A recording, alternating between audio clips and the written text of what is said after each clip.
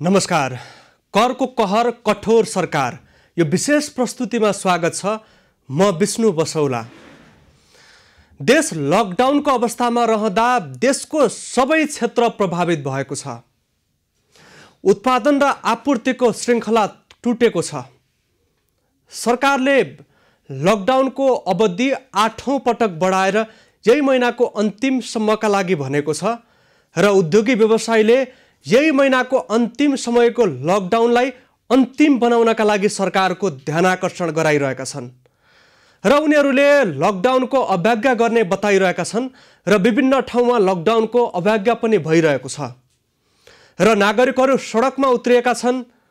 अर्थमन्त्रीको पुतला जलाउने सम्मको काम गरिरहेका छन् र विभिन्न ठाउँबाट व्यवसायीले आफ्नै प्रकारले सरकारको पछिल्लो निर्णयप्रति विरोध गरिरहेका छन्। सरकारको पछिल्लो निर्णय हो देश बन्दाबन्दीको समयमा रहँदा व्यवसायी र उत्पादनकर्तालाई कर बुझाउनका लागि गरिएको ताकेता। सरकारले यही महिनाको 25 गतेभित्र कर बुझाउनका लागि ताकेता गरिरहेको अवस्थामा बन्दाबन्दीभित्र कुनै हालतमा कर नउठ्ने सम्भावना देखेपछि र व्यवसायको चौतर्फी विरोधपछि सरकारले असार 7 गतेसम्म कर तिर्नका लागि समय थप गरेको छ। आय कर तिर्ने समय असार 15 गतेसम्मको लागि तोकिएको छ। तर देशमा कोरोना संक्रमितको नयाँ रेकर्ड कायम भइरहेको छ। यो अवस्थामा लकडाउनको मोडालिटी कस्तो हुन्छ भन्नेमा समेत सरकार अझै अन्योलमा छ र व्यवसायको 2.5 महिनादेखिको धैर्यताको बाँध टुट्न थालेको छ। सरकारले कर उठाउने निर्णय गर्दा व्यवसायीलाई विश्वासमा लिन नसकेको र कुनै पनि प्रकारको छलफल र संवादलाई अगाडि नबढाएको आरोप सरकारले यति बेला सबैतिरबाट खेप्नु परेको छ। खातामा पैसा भएका र घरमा चामल भएका व्यक्तिले अहिलेसम्म लकडाउनको पालना गरेका थिए। अब ती व्यक्तिहरू कोरोनासँग भन्दा भोकसँग मर्ने डरले सडकमा उत्रिन थालेका छन् र व्यवसायीले उत्पादन गर्न सकिरहेका छैनन्। कामदारको रोजगार कटौती भएको छ। व्यवसायीलाई बैंकको किस्ता तिर्न समेत समस्या भइरहेका बेला सरकारले करको लागि ताकेता गरिरहेको छ र विभिन्न व्यवसायी र व्यवसायका छाता सङ्गठनबाट विरोध भइरहेको छ र हामीले उहाँहरूसँग संवाद गरिरहेका छौँ। हामीसँग यति बेला प्रदेश नम्बर 1 को उद्योग वाणिज्य महासङ्घका अध्यक्ष नरेन्द्र कुमार खड्का सम्पर्कमा रहनु भएको छ। यहाँलाई स्वागत छ। धन्यवाद। एभिन्यू टेलिभिजन परिवारप्रति धन्यवाद दिन चाहन्छु। सबैभन्दा पहिला लकडाउनको समय 2.5 महिनाभन्दा लामो समय कटेको छ।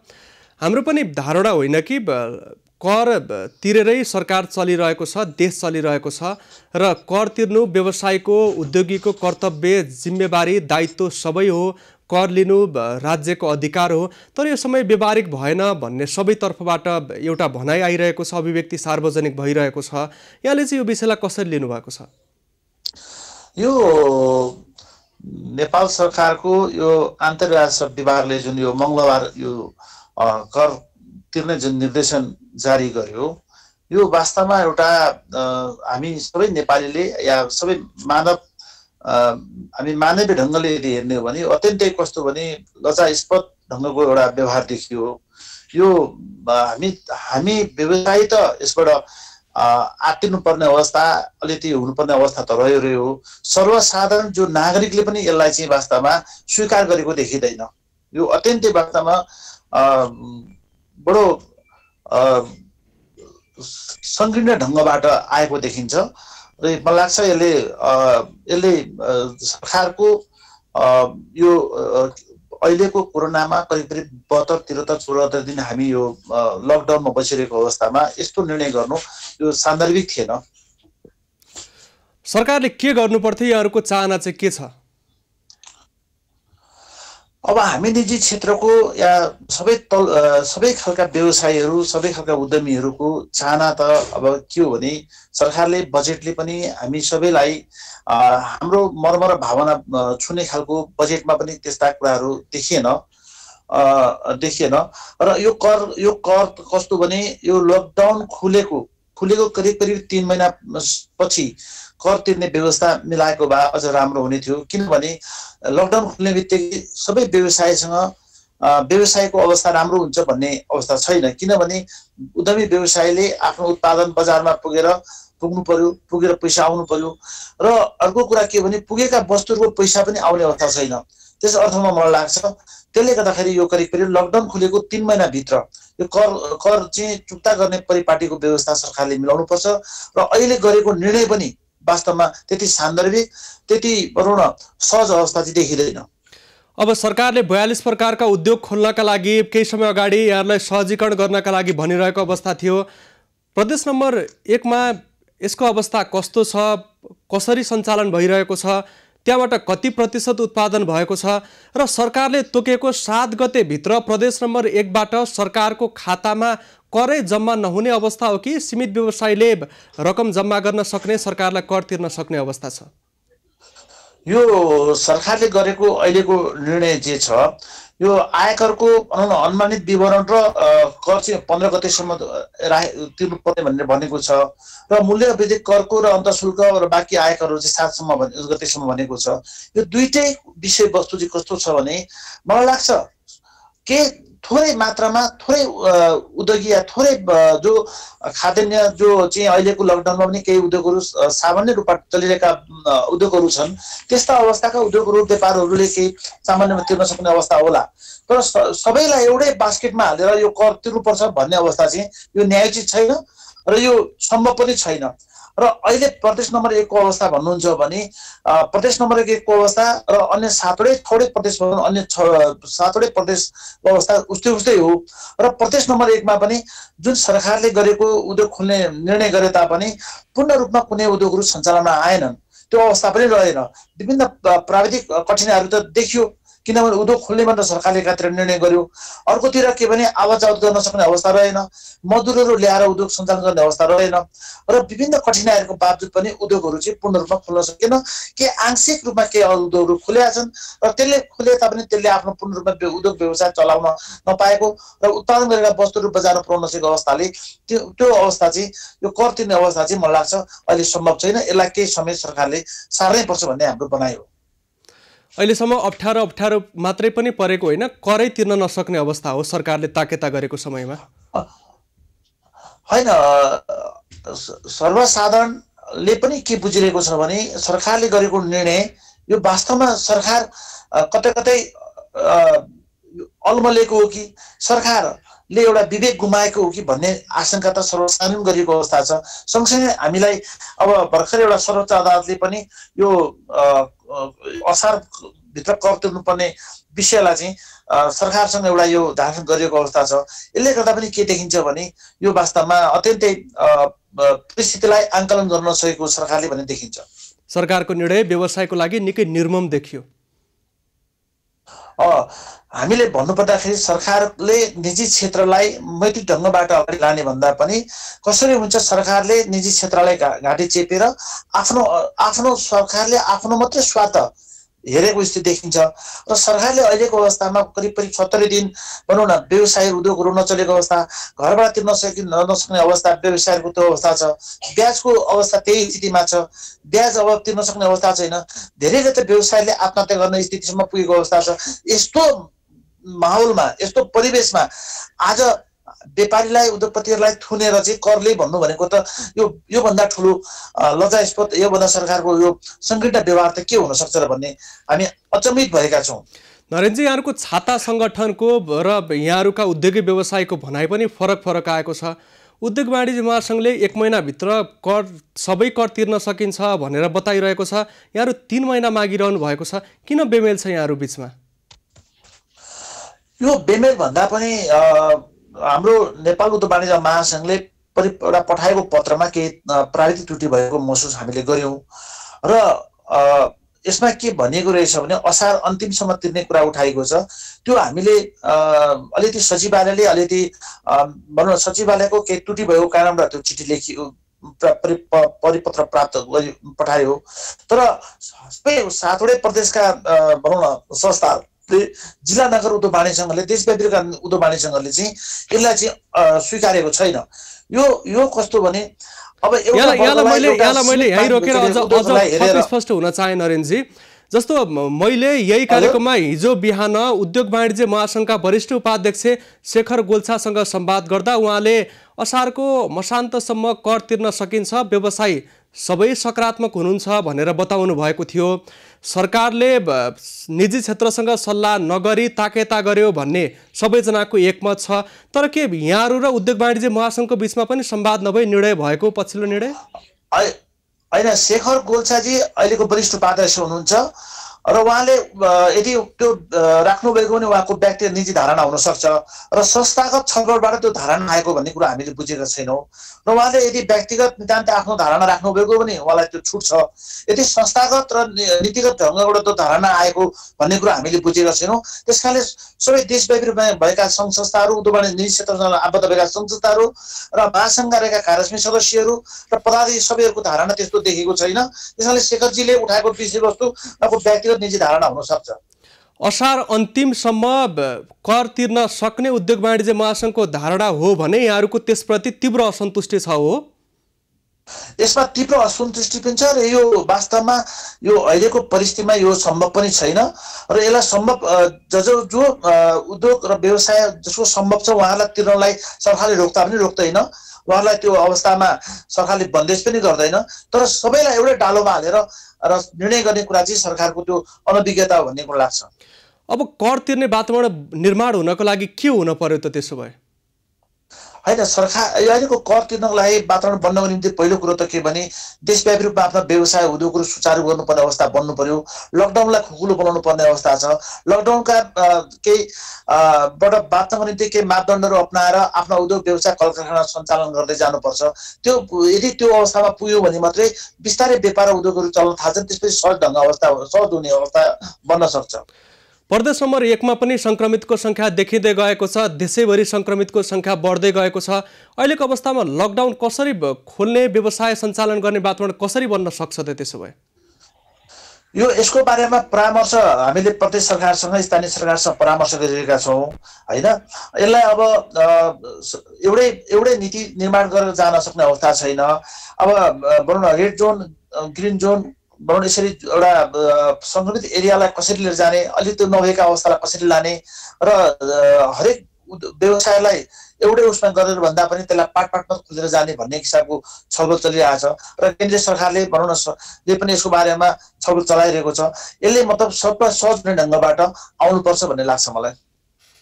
अब प्रदेश सरकारले सरकारको निर्णयको विषयमा केही पनि बोलिरहेको छैन। यहाँहरूको निकायका पनि फरक धारणा आइरहेका छन्। अहिले निजी क्षेत्रलाई सरकारले किन विश्वासमा लिन नसकिरहेको हो? यो नेपालको सन्दर्भमा यो दुर्भाग्य छ। आज मात्रै होइन, यो लामो समयदेखि नेपालको राजनीतिक उतार चढावमा पनि यो अवस्था थियो र अहिले नेपालको राजनीतिमा धेरै ठुलो परिवर्तन पछाडि अब लामो नेपालको इतिहासमा एउटा बहुमतको सरकार, दुई तिहाईको सरकार बनेपछि पनि निजी क्षेत्रलाई सहकार्य गर्ने र निजी क्षेत्रलाई अपनत्व रूपमा लिएर समृद्धिमा निजी क्षेत्रलाई अगाडि बढाउने कुरामा अझ पनि विश्वास सरकारले गर्न सकेको छैन। नेपालको राजनीतिले जबसम्म निजी क्षेत्रलाई अङ्गीकार गर्न सक्दैन, निजी क्षेत्रलाई जसो आत्मसात गर्न सक्दैन र निजी क्षेत्रका तमाम समस्यालाई सम्बोधन गर्न सक्दैन, तबसम्म लाग्छ नेपालको समृद्धिमा सरकार अगाडि जान सक्दैन र सरकारले यसमा कतै सरकार अलमलिएको हो कि भन्ने दुनियाँमा निजी क्षेत्रलाई अगाडि राखेर सरकारले नीति निर्माण गरेको देखिन्छ। तर यहाँ चाहिँ जहिले पनि निजी क्षेत्रलाई कमजोर बनाउने, निजी क्षेत्रलाई मात्रै प्रहार गर्ने खालको प्रवृत्ति देखिएको छ। त्यस कारणले मलाई लाग्छ नेपालको राजनीतिमा, नेपालको राजनेताहरूमा, नेपालको राजनीति भनौँ न राजनीति गर्ने परिपाटीमा चाहिँ यो विचार, यो दृष्टिकोण परिवर्तन भएको देखिँदैन। यो आवश्यक छ, नेपालको सन्दर्भमा यो आवश्यक छ। यहाँहरूले अब कर बुझाउनका लागि 3 महिनाको समय सरकारले प्रतीक्षा गर्नुपर्ने बताउनुभयो। लकडाउनको मोडालिटीका विषयमा अझै पनि तय भइरहेको अवस्था छैन। कस्तो प्रकृतिको लकडाउन कसरी खुल्यो भने र व्यवसाय कसरी सञ्चालन भयो भनेको 3 महिनापछि कर तिर्न सकिने सम्भावना हो?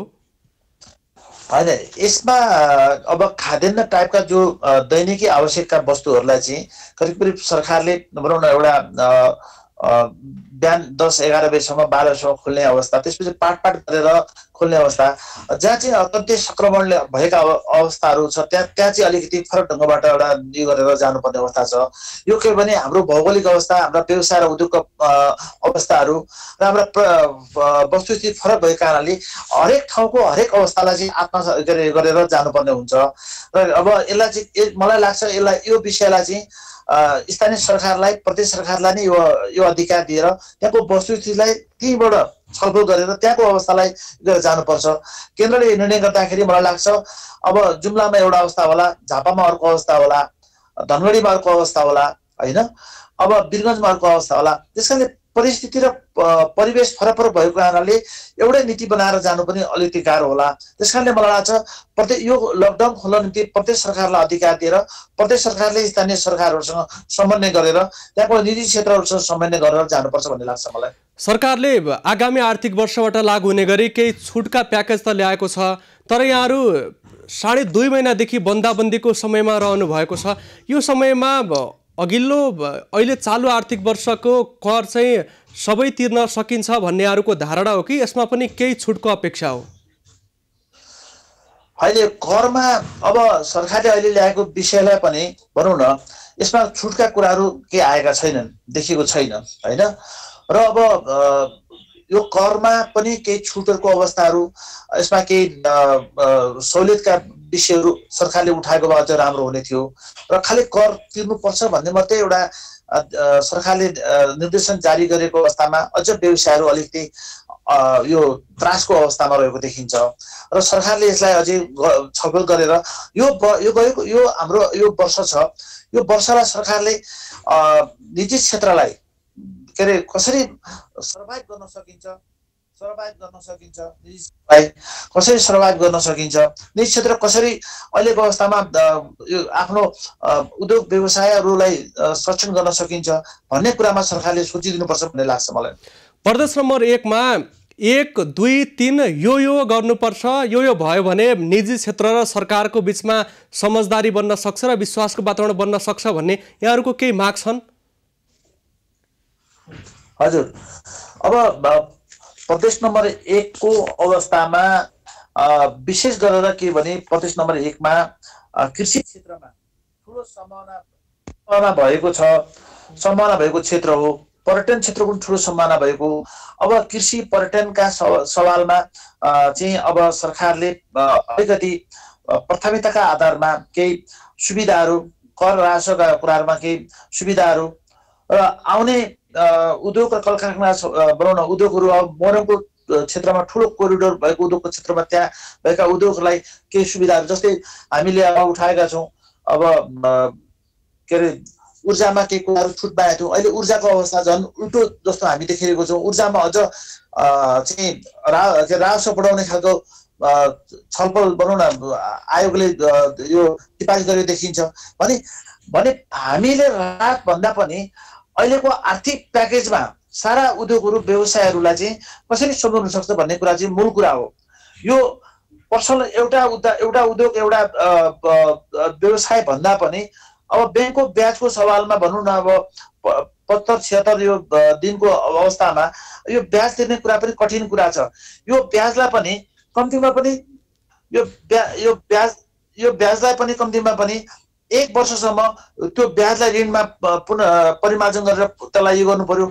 पुनर्कर्जाको कुरा उठाएको छ, त पुनर्कर्जालाई पनि अब आउने नीति कसरी बन्छ त्यो हेर्न बाँकी छ। हेर्नुहोस्, यो तमाम कुराहरूलाई चाहिँ अब कस्तो भने सरकारले अझ सहज ढङ्गबाट अत्यन्तै अहिलेको परिस्थितिलाई आकलन गरेर सजिलो बनाउनुपर्छ भन्ने लाग्छ मलाई। अब यसले पुनर्कर्जाको विषय उठाइहाल्नुभयो।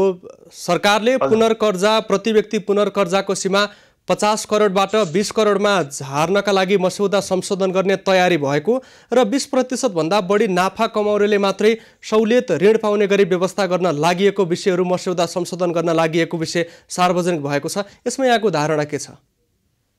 हैन, यो पुनर्कर्जाको सवालमा बजेटमा ल्याएको कुरालाई हामीले यसलाई स्वागत गरेका छौँ। किनभने कृषि, घरेलु तथा साना तथा मझौला उद्योगहरू, उत्पादनमूलक उद्योगहरू, होटल पर्यटन लगायत क्षेत्रमा चाहिँ यो पुनर्कर्जाले भनौँ न अब 5% सहुलियत कर्जाको रूपमा यो आएको छ, योलाई स्वागत गर्नुपर्ने अवस्था छ। अब यसको कार्यान्वयन पक्षलाई अझ सहज ढङ्गले बनाएर लान सक्दाखेरि यसले यो कोरोनाबाट ग्रस्त भएको अवस्थालाई के यसले मलमपट्टि गर्न सक्छ भन्ने अवस्था छ। यसलाई चाहिँ अब हामीले नीति निर्माणको तहमा चाहिँ सहज ढङ्गबाट सबैको पहुँच हुने खालको अवस्था सृजना हुन्छ भन्ने नै हाम्रो भनाइ हो। यसमा सङ्घीय सरकारले त यहाँहरूको लागि उपयुक्त खालको व्यवस्था नगरेको यहाँहरूले गुनासो गरिरहनु भएको छ। देशमा अहिले 3 तहको सरकार छन्, अन्य सरकारले पनि बजेट योजना निर्माणको क्रममा जुटिरहेका छन्। प्रदेश सरकारबाट के अपेक्षा छ अब यहाँहरूलाई? प्रदेश सरकारले भर्खरै कृषि क्षेत्रमा, कृषि र पर्यटन क्षेत्रमा अहिलेको कोरोनाबाट चाहिँ ग्रसित भएका उद्योगहरू व्यवसायहरूलाई चाहिँ राहत दिनको निमित्त 15 दिनको एउटा सूचना भर्खरै सरकारले ल्याएको छ, प्रदेश सरकारले ल्याएको छ। त्यसले पनि त्यस्ता ग्रामीण मध्य साना उद्योगहरूलाई चाहिँ त्यसले कृषि क्षेत्रमा रहेका, पर्यटन क्षेत्रमा रहेका उद्योगहरूलाई के राहत हुन सक्छ भन्ने अपेक्षा गरेको छ। र प्रदेश सरकारले हामीसँग छलफलबाट प्रदेश सरकारले आफ्नो क्षमताको आधारमा के गर्न खोजिरहेको छ, छलफल पनि अगाडि बढिरहेको छ। अब प्रदेश सरकारसँग पनि यहाँहरूको छलफल भइरहेको छ, त्यसपछि छाता सङ्गठनसँग पनि छलफल भइरहेको छ। अब प्रदेश 1 मा लकडाउनको मोडालिटी कस्तो बनाउने, यो लगायतको विषयमा यहाँहरूको सुझाव के छ? हामीले अहिले प्रदेश सरकारसँग र स्थानीय सरकारहरूको बिचको जुन समन्वयमा अलिकति समन्वयमा कतै कतै अभाव भएको भन्ने महसुस के हामीले देख्यौँ। र अहिले हामीले भन्नु यो लकडाउनलाई खुकुलो बनाउने सवालमा चाहिँ अब सबै व्यवसायहरू सबै ठाउँबाट चाहिँ खुल्नुपर्छ भन्ने ढङ्गबाट आइरहेको बजारहरू स्वतस्फूर्त खुलिरहेको अवस्थालाई चाहिँ कम्तीमा पनि अब यो एकातिर समस्या त छँदैछ। यो कोरोनाको भनौँ न समस्याबाट पनि बाँच्ने उपाय अवलम्बन गर्दै त्यसका आधारभूत WTOले अपनाएका आधारभूत के अरे उसलाई यो ध्यानमा राख्दै अब लकडाउनलाई चाहिँ के भने स्थानीय सरकार र प्रदेश सरकारले स्थानीय सरकारहरूलाई नै त्यसको मापदण्ड बनाउन दिनुपर्छ भन्ने लाग्छ। किनभने स्थानीय सरकारलाई त्यहाँको परिवेश, त्यहाँको अवस्था र स्थिति थाहा हुन्छ। त्यो भइसकेपछि त्यहाँको स्थानीय प्रशासन, स्थानीय सरकार र प्रदेश सरकारको भूमिकामा उसमा मतलब निर्देशनमा त्यो ढङ्गबाट गयौँ भने मलाई लाग्छ अलिक सहज हुने स्थिति हुन्छ। अब अन्तिममा सरकारले आवश्यक तरिकाले भित्रै काम गर्ने गरी, व्यवस्था गर्ने गरी लकडाउन यहाँहरूका लागि छुट दिएको अवस्थामा, खुकुलो भएको अवस्थामा लामो समयदेखि अवरुद्ध भएको उत्पादन र आपूर्तिको श्रृङ्खलालाई पुनर्जीवन दिनका लागि यहाँहरूको योजना के छ? अब हामीले अहिले जुन यो उद्योगहरू सञ्चालन गर्न निमित्त चाहिँ के छ भने समस्या उद्योगभित्रै मजदुर राखेर उनीहरूलाई गर्ने सम्भव चाहिँ धेरै गाह्रो छ। किनभने सबैको अवस्था नरहन सक्छ, त्यो नरहन्छ। त्यस कारणले मलाई लाग्छ अहिलेको उद्योगहरू खोल्न निमित्त चाहिँ अब मजदुरहरूलाई चाहिँ आवत जावतको निमित्त र उहाँहरूको यो स्वास्थ्य जुन अहिलेको उसलाई ध्यानमा राखेर उनीहरूलाई अपनाउनु पर्ने कुराहरूलाई यो गरेर उनीहरूलाई चाहिँ सजीकरण गर्नुपर्छ। र अब मूल कुरा अहिले चाहिँ आयो यो उद्योगहरू खोल्नको निमित्त, कल कारखाना खोल्न निमित्त अब धेरै उद्योगहरूको कस्तो भने भारतबाट आयातित गर्नुपर्ने जो र मेटेरियलहरू छ त्यो अवस्थालाई सजीकरण गर्नुपर्ने अवस्था छ। भन्सारको समस्याहरू छन्। पूर्वको भन्सार बेची भन्सार अहिलेसम्म पनि अब उताबाट भारतबाट सामान ल्याउन सहज भइरहेको अवस्था भन्दा पनि जानलाई विभिन्न समस्याहरू आइरहेको छ। हाम्रा कृषिका वस्तुहरू जानलाई समस्याहरू उत्पादन भइरहेको छ। चिया जान पनि केही समस्याहरू देखा परिरहेको छ। अलैँचीहरू, अदुवाहरू जस्ता वस्तुहरू जान समस्या देखिरहेको छ। यी तमाम समस्याहरूको सजीकरण सरकारले गर्नुपर्छ, अनि मात्रै उद्योगहरू व्यवसायहरू सहज हुन्छ भन्ने लाग्छ मलाई। यहाँलाई समय र संवादको लागि धन्यवाद दिन चाहन्छु। ल धन्यवाद, तपाईँलाई पनि धेरै धेरै धन्यवाद। हस्, थ्याङ्क यू। हामीसँग नरेन्द्र कुमार खड्का सम्पर्कमा रहनु भएको थियो। उद्योग वाणिज्य महासङ्घ प्रदेश नम्बर 1 का उहाँ अध्यक्ष रहनु भएको थियो। आवश्यक तरिकाले उद्योग सञ्चालन गर्नका लागि पनि कठिनाइ भएको, लकडाउनको मोडालिटी तय गर्नका लागि प्रदेश सरकार र स्थानीय तहलाई जिम्मेवारी दिनुपर्ने र 3 महिनासम्म कर बुझाउन नसक्ने विषयमा उहाँले स्पष्ट पार्नु भएको छ। कार्यक्रम करको कहर कठोर सरकार आजलाई यति नै। खबरभित्रको खबरका लागि हेर्दै रहनुहोला एभी न्यूज खबर। नमस्कार।